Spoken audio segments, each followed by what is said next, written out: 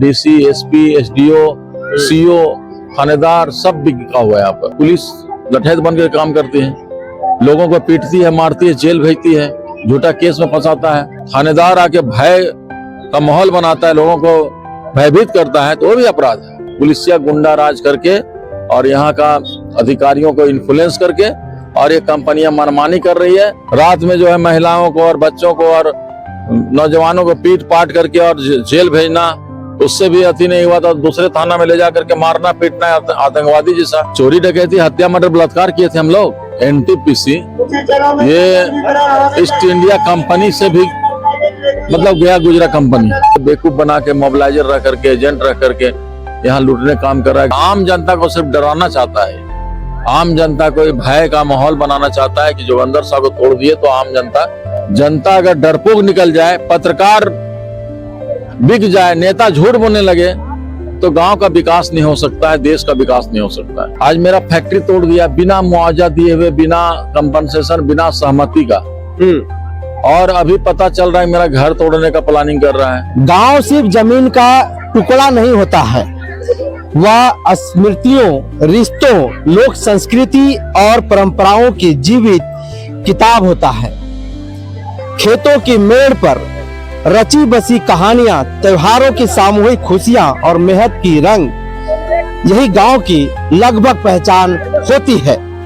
लेकिन आज विकास के नाम पर, उद्योग के नाम पर, खनन के नाम पर आंधी की तरह गांव को उजाड़ दिया जा रहा है। सवाल यह नहीं है ग्रामीणों के बीच में कि हमारे यहाँ उद्योग लगेगा कि नहीं लगेगा, हमारा विकास होगा कि नहीं होगा।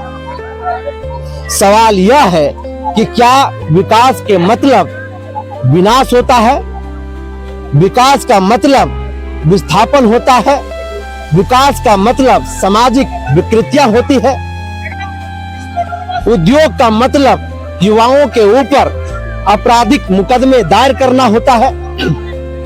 सड़क पर लोकतांत्रिक तरीके से आंदोलन कर रहे ग्रामीणों के सलाखों को पीछे भेज देना ही क्या विकास का सच्चा मतलब है? और चट्टी बरियातू जो कोल परियोजना है, जब से यह परियोजना का शुरुआत हुआ है, लगभग उस समय से विवाद धीरे धीरे गहराता ही जा रहा है।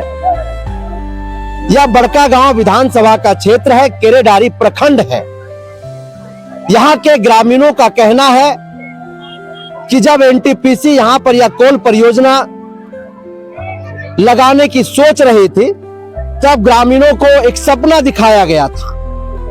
हमसे यह कहा गया था कि हम जमीन के बदले में उस जमीन का हम आपको मुआवजा देंगे, हम आपका पुनर्वास करेंगे।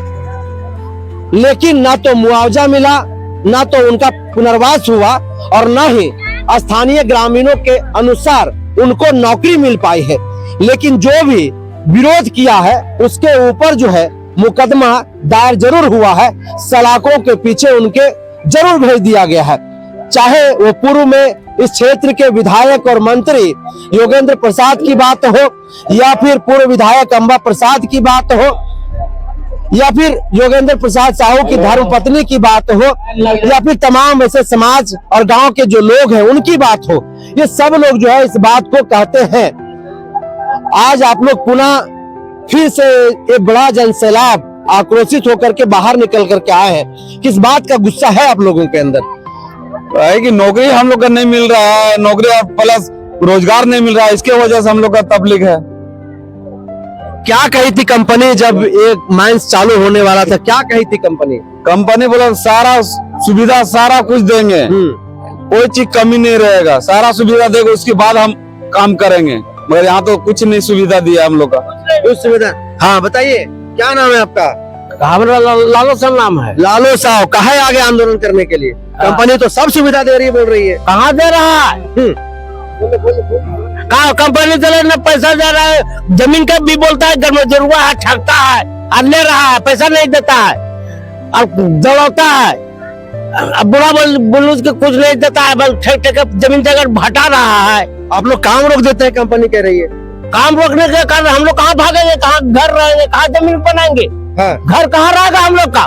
बाल बच्चा तेरे छुआ कहाँ रहेगा, हम लोग का कहाँ मरेंगे, हाँ हम लोग कहाँ रहेंगे, हम लोग को घर दूरा चाहिए, जमीन चाहिए, खेती बाड़ी सब सामान चाहिए, बुढ़ा बुढ़ी कहाँ रहेंगे, कहाँ मर जाएंगे। आज तनमुटुक से जमीन में खाद दी रहे हैं, तब बड़ा ने कहाँ जाएंगे, खाएंगे रहेंगे।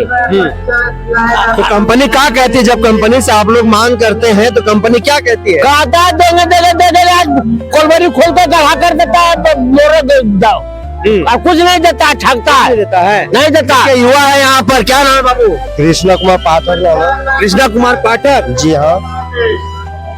माथे पर पगड़ी बांध करके निकल गए हो आंदोलन करने के लिए, किस बात का आक्रोश है? मेरा जमीन चला गया, लेकिन रहने की व्यवस्था कहाँ दे रहे हैं कि नहीं दे रहे हैं वो नहीं पता है। पुनर्वास नहीं किया? नहीं किया है। जमीन के बदले मुआवजा दिया? नहीं दिया है। नहीं दिया है। अच्छा, देखिए यहाँ पर पूर्व मंत्री भी पहुंचे हुए हैं। सर, आज फिर जो है ये चट्टी बरियातू जो माइंस है, लगातार इसको लेकर के आप आंदोलन करते रहे, जेल भी आपको जाना पड़ा है, आज फिर से लोग घर से बाहर निकल गए आंदोलन करने के लिए, क्या कारण है, क्यों बार बार आंदोलन करना पड़ रहा है? देखिए, सबसे पहला चीज है कि एनटीपीसी ये ईस्ट इंडिया कंपनी से भी मतलब गया गुजरा कंपनी। अभी आप बता देते हैं कि इन लोग का जो नीति है, एक संकल्प लेकर के इन लोग आया है। संकल्प जो है आपको मैं बताना चाहता हूँ, उसमें इतना त्रुटि है कि वो संकल्प जो है कंडम ऑफ कोर्ट लगने का, आदर्श आचार संहिता लगने के बाद जो है उसको लागू किया गया है, उस पर चल रहा है। सीबी एक्ट के तहत ही पेमेंट कर रहा है। हमने RFCTLLR एक्ट 2013 कानून के तहत जो स्थानीय दर से 4 गुना रेट होता है, उस पर हमने मांग किया है। आज मेरा फैक्ट्री तोड़ दिया बिना मुआवजा दिए हुए, बिना कंपनसेशन, बिना सहमति का, और अभी पता चल रहा है मेरा घर तोड़ने का प्लानिंग कर रहा है। तो इन लोग है कि अधिकारियों को मिला लेता है, DC, SP, SDO, CO, थानेदार सब बिका हुआ है यहाँ पर। और सबसे बड़ी दिक्कत यह है कि अगर प्रोटेस्ट पब्लिक करता है तो कंपनी नहीं आती है, पुलिस आती है। क्यों भाई, पुलिस का क्या रोल है? जब मौलिक अधिकार मेरा है और मौलिक अधिकार के तहत हम धरना प्रदर्शन आंदोलन करते हैं अपने जायज मांगों को लेकर के, तो पुलिस लठैत बन के काम करती है, लोगों को पीटती है, मारती है, जेल भेजती है, झूठा केस में फंसाता है। तो ये पुलिस जो है सो हमारी जो सरकार, लोकप्रिय सरकार है, तो हम आपके माध्यम से माननीय मुख्यमंत्री को कहेंगे कि सबको देखिए, थोड़ा जनता तकरार है यहाँ पर। इन लोगों को रिहेबिलिटेशन नहीं, कंपनसेशन नहीं, सेटलमेंट नहीं, इम्यूनिटी नहीं, प्रदूषण इतना। आप देखे होंगे कि जब दिल्ली में AQI बढ़ता है तो सुप्रीम कोर्ट और हाई कोर्ट और संसद में इसकी चर्चा होती है, लेकिन यहाँ पर आपको बता देना चाहता हूँ कि यहाँ के पत्रकार की भूमिका पर भी हमको संशय है, उस पर भी सवाल उठता है। कंपनी बोलता है कि पत्रकारों को मैं 15,000 महीना देता हूँ, पत्रकार मेरे खिलाफ नहीं छाप सकते हैं। अधिकारी जो है सो हमने FIR लिख करके दिया था फैक्ट्री के मामले में, उन्होंने FIR थानेदार ने किया। हमने कंप्लेन केस फिर किया, कंप्लेन केस में केस रजिस्टर्ड हुआ और गवाही सब गुजर गया, नोटिस भी हो गया इन लोगों को। अब SDO से कल जो है सो परमिशन मांग रहे हैं कि हमको धरना देना है और वहाँ इसका लॉ एंड ऑर्डर के लिए जो है सो आप परमिशन दीजिए वहाँ पर। तो बोला DC लिख करके दिया, लॉ एंड मालिक वो है, और उन्होंने कहता है कि नहीं सो हम क्यों देंगे, मेरे खिलाफ केस किए हैं। तो केस कानून जब एक है, देश का कानून, तो आप गलत किस तरीके से ऑर्डर निकालिए, NTPC को लेटर देगा, उस पर जो है किसी का घर तोड़ने के लिए ऑर्डर निकाल दीजिएगा, तो अगला तो कोर्ट न्यायालय जाएगा ही। जब सारा बिक जाता है तो न्यायालय का दरवाजा खटखटाएगा। हमने न्यायालय का दरवाजा खटखटाया, इन लोगों को नाम दिया, तो इन लोगों को दर्द क्यों हो रहा है भाई? मेरा रोजी को मार करके और इसका रोजी चलते रह गए तो अन्याय है ना, बराबर होना चाहिए ना। जब मेरा रोजी को कर दिया, अभी इस फैक्ट्री हम चालू करने वाले थे, हमने इसका रिवाइवल करवाया, उसके बाद हम फैक्ट्री चालू करने वाले थे। इससे हम कितना साल तक हमारा साल में करोड़ों रुपया का नुकसान होता है, और ये फैक्ट्री को बिना मेरा उपस्थिति में, बिना मेरा मुआवजा दिए हुए, बिना हमको सहमति लिए हुए, बिना मेरा पैसा दिए हुए ये फैक्ट्री तोड़ दिया। तो इससे क्या दर्शाता है कि आम जनता को सिर्फ डराना चाहता है, आम जनता को भय का माहौल बनाना चाहता है कि जोगिंदर साहब को तोड़ दिए तो आम जनता बेवकूफ बना के, मोबिलाइजर रह करके, एजेंट रह करके यहाँ लूटने काम कर रहा है। घर का किसी को आप अगर थोड़ा सूट बूट में है तो आपको 1000 रुपया स्क्वायर फीट दे रहा है, कोई गरीब है तो उसको 400 रुपये दे रहा है। तो एक समानता होनी चाहिए ना, वो भी नहीं है। और आप जैसा कि कह रहे हैं उसके हिसाब से क्या कंपनी यहाँ पहुंचते पहुंचते उनके लिए संविधान बदल जाता है क्या? निश्चित रूप से हमको लगता है कानून का जो रक्षक है, चूंकि कोई भी माइंस खुलती है, कॉलोनियां खुलती है या किसी कंपनी को माइंस दिया जाता है, तो जो कानून बनता है वो पब्लिक को हर मामले में, पब्लिक का हर सुख सुविधा के मामले में रख करके उसका सारा प्रक्रिया बनता है। लेकिन उसका कहीं कोई भी नहीं, जो एमडीओ है, एमडीओ इन लोग नहीं दिखाता है। अभी एनटीपीसी को सब कॉन्ट्रैक्ट किसी को नहीं देना था, अपने काम करना था इसको, ऐसा उसका लिखा हुआ है, जो मिला है इसको प्रोजेक्ट।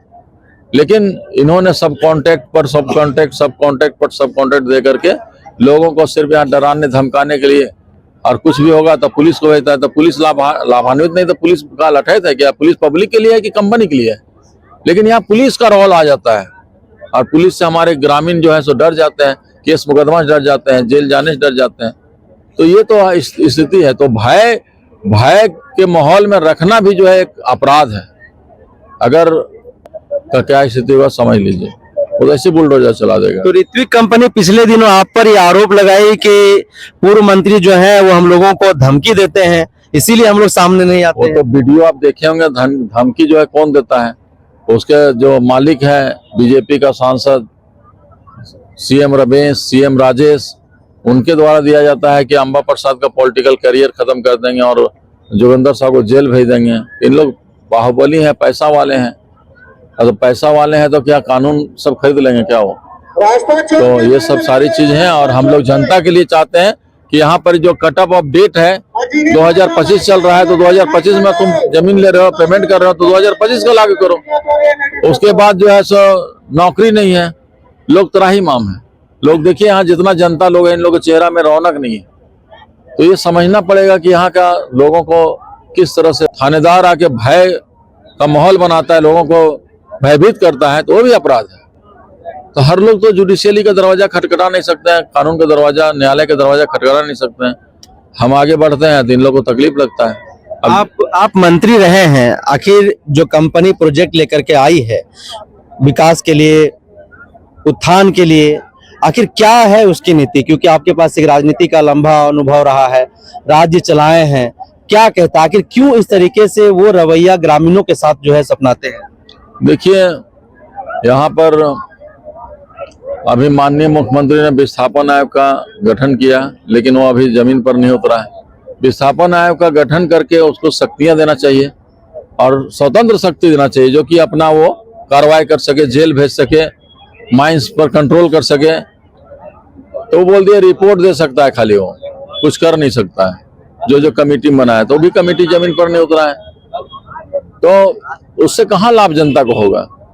तो जनता को सड़क पर ऑलरेडी उतरना पड़ेगा। जनता अगर डरपोक निकल जाए, पत्रकार बिक जाए, नेता झूठ बोलने लगे, तो गांव का विकास नहीं हो सकता है, देश का विकास नहीं हो सकता है। इस चलते लोगों को निडर होकर के आना पड़ेगा अपने हक अधिकार के लिए। एक सिस्टम बनना चाहिए और सिस्टम के तहत माइनिंग चले। हम माइनिंग को नहीं कहते माइनिंग नहीं चले, लेकिन एक कानून के दायरे में चले। और हम बस यही चाहते हैं कि जो इसका सिस्टम है, पहले रिहेबिलिटेशन कराना, रीसेटलमेंट कराना, उसके बाद जॉब के बारे में बात करना, लोगों को जो विस्थापन का जो सीबी एक्ट, एल एक्ट और RFCT LLR एक्ट है, तो लास्ट में आप अंतिम इधर RFCT LLR एक्ट तो 2013 में लगा है, तो उसके तहत पेमेंट करना चाहिए।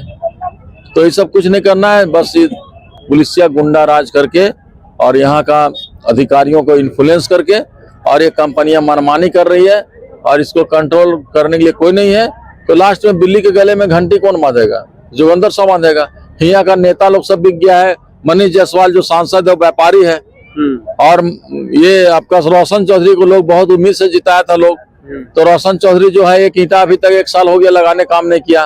अंबा प्रसाद जो स्कीम लाई, उसी को जो उद्घाटन किया, उसी को शिलापट उखाड़ करके फिर से चिपकाने का काम कर रहा हूँ। तो ये तो स्थिति है। तो इन लोग जब नेता व्यापारी हो जाता है तो जनता भिखारी हो जाता है। तो इन लोग सब व्यापारी हो गया, कंपनियों का दलाली करने से और कंपनियों से उगाही करने से इन लोगों को फुर्सत नहीं, सांसद और यहाँ का विधायक का। और इन लोग जनता से कोई मतलब नहीं है। लेकिन भाजपा तो कह रही है कि योगेंद्र साव और परिवार जो है वो व्यक्तिगत स्वार्थ के लिए ग्रामीणों के बीच में भ्रम फैला रहे हैं ताकि उनका जो है वो एक चीज बताइए, हमने जेल गया, तड़ी पार रहा 5 साल, निर्मला देवी अभी अंदर में है, जनता के लिए खिचड़ी बना रही है, तो वो जेल किस लिए गई? चोरी डकैती हत्या मर्डर बलात्कार किए थे हम लोग तो 5 लाख से 25 लाख बढ़वाए, आप 5 लाख के बढ़ा करके दिखाइए। और हमने अभी हाई कोर्ट में रीट किया है और रीट में निश्चित 200% जीतेंगे, और जीत गए, अगर वो केस जीत गए तो हमको राजनीति करने की जरूरत नहीं है। उसमें 2 से 2.5 करोड़ रुपया प्रति एकड़ लोगों को जमीन का दाम मिलेगा, स्थानीय दर से 4 गुना रेट मिलेगा। अगर यहाँ का रेट अगर कम है तो टंडवा का रेट, किराड़ी का रेट, जो चौक में जो जमीन बिक रहा है उस रेट के हिसाब से स्थानीय दर से 4 गुना रेट मिलेगा इन लोगों को। ये स्थिति आ जाएगी।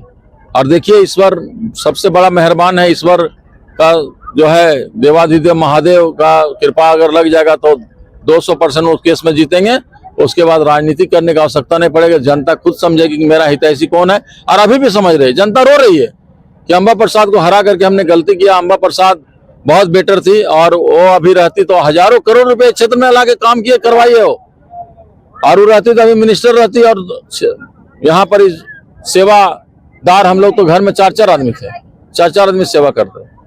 ये सब मामला है। लेकिन ये कंपनियां को सुधारने के लिए, चाहे पखरी बरवाडी कोल माइन प्रोजेक्ट, जमीन ले ले रहा है, डंप को भी डंप कर दे रहा है, पैसा नहीं दे रहा है, घर तोड़ दे रहा है, पैसा नहीं दे रहा है, जॉब नहीं दे रहा है।